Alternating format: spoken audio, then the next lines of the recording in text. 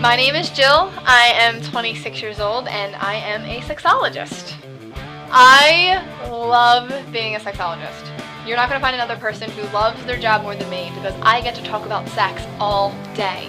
I am on a mission to teach the world that sex should be fun and pleasure is good for you. I teach sexuality at colleges and universities on topics like the politics of female sexuality and body image. I also teach sex education and empowerment informally in people's living rooms. I have a retail store called Feminique where people can come in and purchase vibrators and lubricants and massage oils and lingerie in a classy, upscale, and sex-positive environment. I write a sex column for a local paper. I write my own blog online, and I just published my first book called Fighting the Crusade Against Sex. I have a bachelor's degree in sexuality and a master's degree in sexuality, and I am wrapping up my doctorate in sexuality. And when I'm done, I'll be the only person in the world with all 3 degrees in sex. But it's not all rainbows and orgasms. We still live in a world where people think we shouldn't be talking about sex, and I have to deal with these people on a daily basis. In the end, I love my job, and it's all just a part of the day in the life of a sexologist.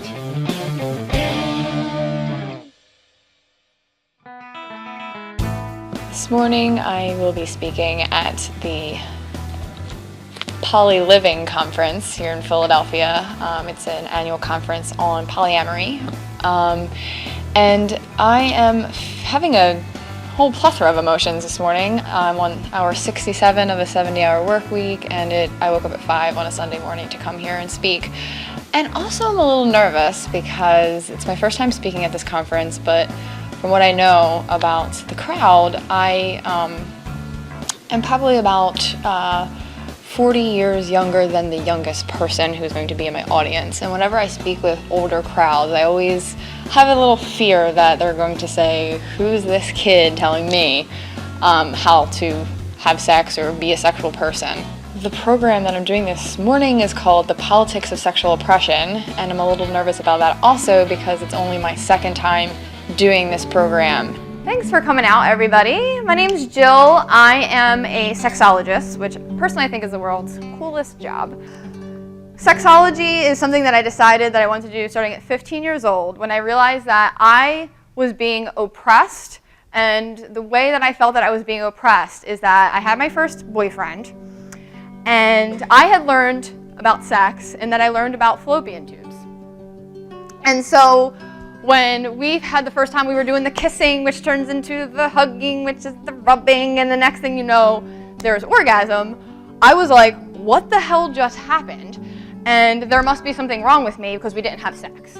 Then I went to the high school library and read a book about clitorises, and I was like, I've been lied to. This is horrible. And I felt that the reason I've been lied to is because I was a woman.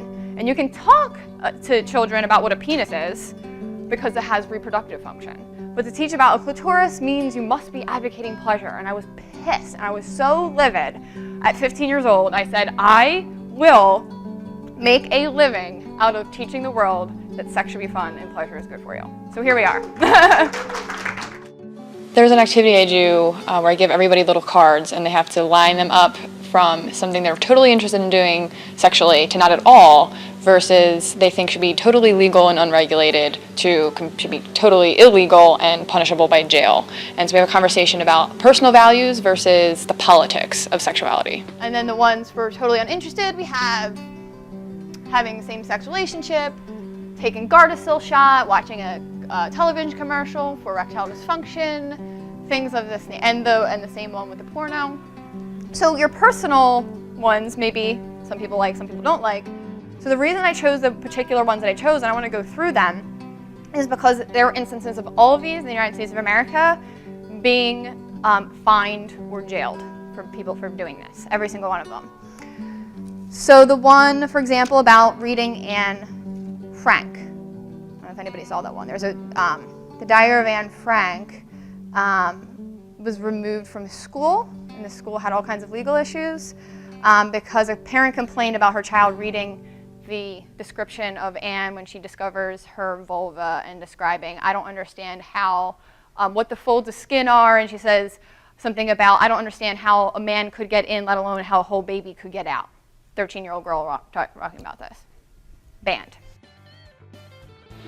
I think the presentation went great. I think it was a lot better than I originally was worried about. The audience was super engaged, super responsive, and great questions, great comments, great owning up to being both the oppressee and the oppressor. So that was my goal, is to get people to recognize that. After I was done speaking, lots of folks came up and shook my hand and sold a ton of books, and one man had heard about my work all the way in Canada, so I was really flattered about that. I also bumped into a guy named Chris, who, great story, 5 years ago when I just graduated college, sent him a resume because I wanted to be a sex therapist, and he kind of was like, well, you need a master's or a doctorate to do that, but good luck in your career. And here we meet 5 years later, and he actually approaches me and offers me this fantastic opportunity to be kind of a bit of a house sex workshop presenter at his private practice. So I am in sex education heaven with the prospect of having this opportunity. Well, I really liked Jill's presentation. I think it was a very timely discussion about sex and oppression. And she does a really nice job at helping us look at everyday events and everyday situations that people are oppressed by.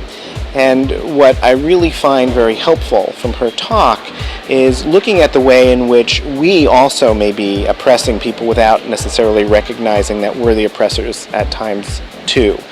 And it's really difficult in today's society, with today's social climate and political climate, to really be out and open about sexual expression without somebody having a negative opinion that will force some discussion, often leading to oppression. So I really appreciate Jill doing this workshop today. She's really exciting to listen to. She seems so passionate about her work, and I think she's really going to be doing such a great job in the field of sexuality and sexology. And in addition to everything else going on today, I did a quick phone interview with a radio station in Connecticut, and I thought it was really interesting that they brought up the controversy with dispensing emergency contraceptives out of vending machines at Shippensburg University. And Shippensburg University is one of my favorite and best clients that I do college work with, and so it was great that I was able to plug their story, kind of defend them to a whole new audience in Connecticut.